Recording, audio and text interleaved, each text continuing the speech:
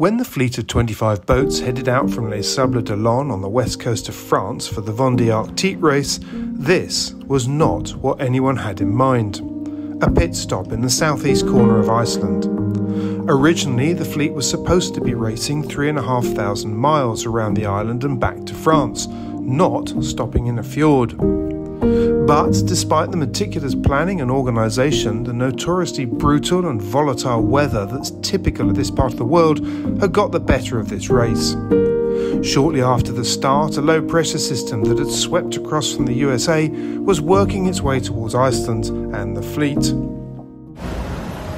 Questa è la situazione meteo quando arriveremo alla porta in Islanda. Bisogna navigare veramente come marinai e dimenticarsi la regata fino a che questo pastrocchio non sia assorbito. Forza! Abbiamo fiducia in noi!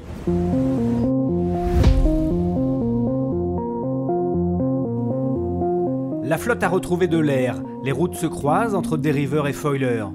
Depuis plusieurs jours, les marins ont une sourde inquiétude sur l'arrivée en Islande, avec une tempête de plus en plus menaçante sur la route. So it'll be interesting to see what the committee do. It's a tough decision because Charlie is so far ahead.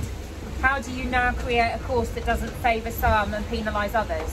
The answer is I don't think you can. However, they need to be pragmatic because none of us want to break our boats and 50 knots is not a place that you ever want to be.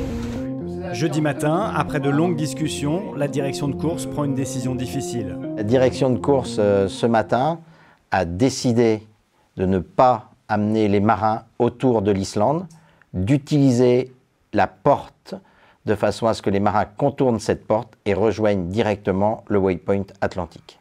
Malheureusement, on ne va plus faire le tour de l'Islande et je vais vous montrer pourquoi. C'est pas joli, surtout cette partie-là. Ça, c'est 40 nœuds, voire 45, 50 nœuds au près. Et même après d'avoir passé ça, tout le reste, c'était au près aussi. Et 45 nœuds au près, à 66 de nord, même pour ceux qui ont déjà fait le Vendée Globe, c'est drôle pour personne. Ça fait une espèce de grosse tache rouge qui prend tout l'écran. Et là, quand c'est comme ça, on se dit, ok, et là je passe où, moi, pour être en sécurité? C'est donc une toute autre stratégie qu'il faut rapidement adopter pour les skippers. Charlie Dalin devrait franchir en tête la porte islandaise vendredi matin aux premières heures, quoi qu'il arrive, dans du vent très fort. But then things got worse. With wind speeds of 35 to 40 knots and gusts expected into the 50s, the race organisers decided that for safety reasons the race would have to be paused as boats passed through the first gate to allow skippers to take shelter. Having logged each boat's time through the gate, the race organisers planned to restart the race when conditions abated.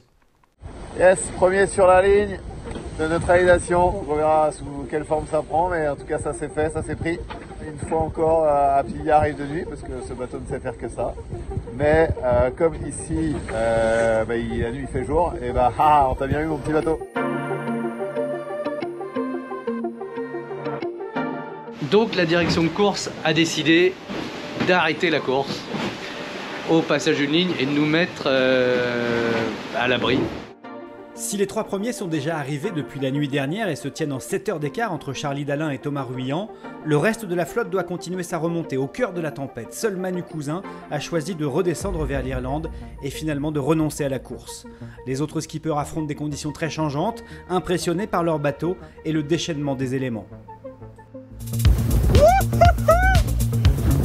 Ça va tellement vite! C'est trop bon quand c'est comme ça, quoi! C'est un endroit magnifique. Bon, c'est fait un beau braque sous Génac et là on se prépare à la baston. Un peu en avance je pense, mais c'est pas grave. C'est chaud! C'est beau aussi. Donc là j'ai 45 nœuds établis, je vais prendre ma première rafale à 50 là. Et ça se passe plutôt bien. Le tourmentin c'est la première fois de ma vie que je le mets. Voilà, ça tartine à bord de hublot, ça biche. C'est pas de tout repos, mais c'est plutôt chouette. Mettre la course entre parenthèses paraît raisonnable à Isabelle Autissier, figure de la course au large et grande connaisseuse de la navigation en Islande. Évidemment, la direction de course, elle prend des décisions pour tout le monde. J'imagine qu'elle se base sur les plus fragiles et les plus faibles, et en se disant, qui peut le plus peut le moins.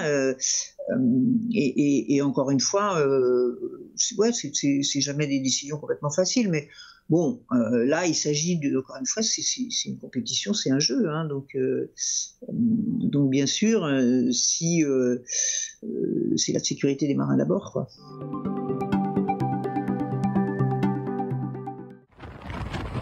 While the leaders were sheltering, the mid and back of the fleet were taking a battering.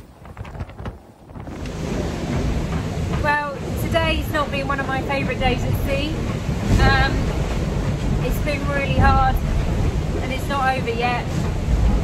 It seems like every second I'm being challenged, there's a new problem, and every time I think I'm getting on top of it, something else happens. I've had problems with my sails, so I've had to be on the foredeck quite a lot, and the waves just come over the foredeck and they lift me, they just completely lift me. I can't stay in contact with it, so I just have to be tied on and wait until the wave has gone and then go back to my job. I've had fun and games with reefing. You know, the wind, when it comes so quickly. So you could have one reef and then all of a sudden you need three, and I ended up, I just had too much sail up and I couldn't get it all down in time.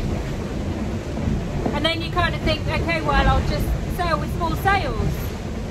But we're in a race and the wind dies and I put a bigger sail up and then it's windy again and it's a nightmare. And on top of that, my big ballast tank here, which holds 2 tons of water, which keeps me up, keeps the boat upright when we're reaching in exactly these conditions. That sprung a leak. I can't use it anymore. That's it. I no longer have that riding moment. So the boat's very heeled over. It's quite a wild ride at the moment. Most of all, I'm just hungry and thirsty and tired. Just taking 10-minute naps to try and get over the hump. Just need to keep going, one problem at a time, one thing at a time. And then this will all blow through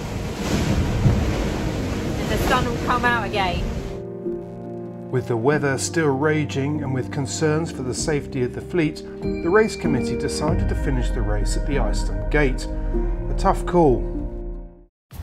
La Vendée Arctique se termine donc en Islande. Alors que Charlie Dalin et Thomas Ruyant ont réussi à se mettre à l'abri dans un fjord une fois la ligne franchie, jeudi, ce samedi au large de la côte est islandaise, 17 concurrents ont coupé la ligne virtuelle. Voilà ce qui symbolise la ligne d'arrivée.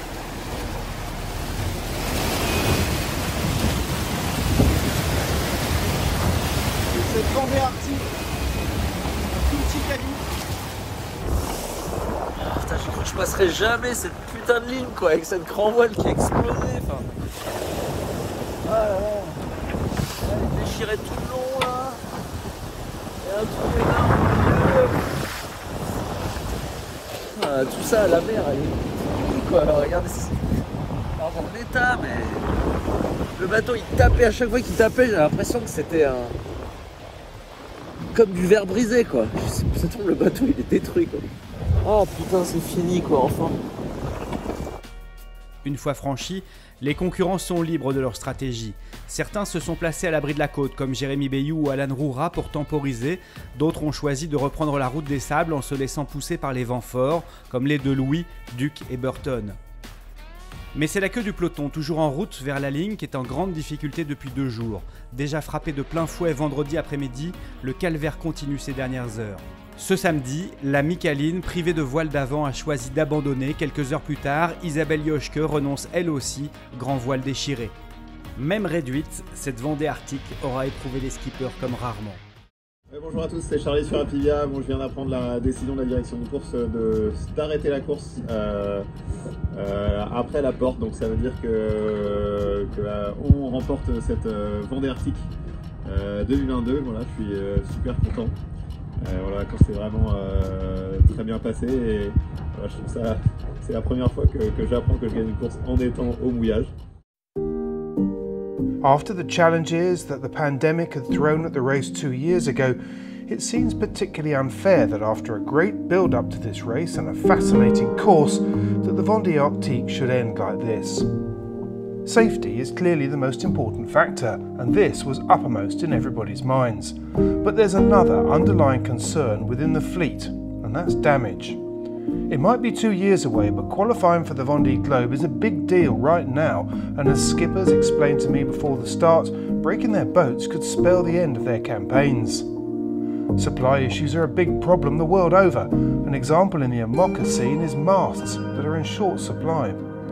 I'm told that the situation is getting better, but there are plenty who are paranoid about losing their mast and seeing years of work go overboard too. Taking part in the Vendée Globe is a huge challenge, but so too is getting to the start line, and the Vendée Arctique was the latest example of why.